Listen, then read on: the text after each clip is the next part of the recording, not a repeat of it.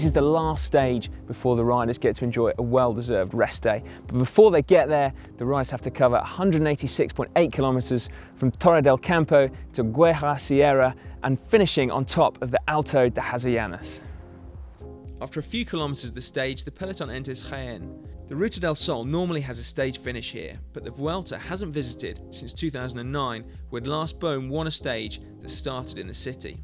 From Jaén, the route takes the riders south towards Granada, where the first one of today's 2 intermediate sprints is located.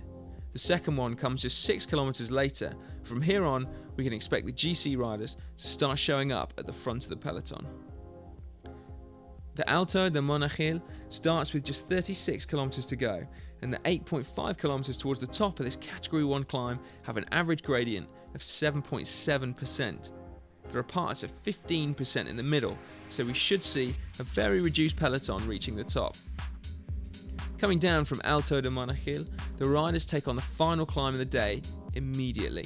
The Alto Hazallanas is set to be 15.8 kilometers long, but it's actually just the last 8 Ks which is steep. It starts out with 4 kilometers of about 6% before it evens out and even brings on a small descent before the final 8 kilometers start. With gradients of 18% in the beginning, the riders are going to be all over the road at this point, with an average gradient of about 9% all the way to the line.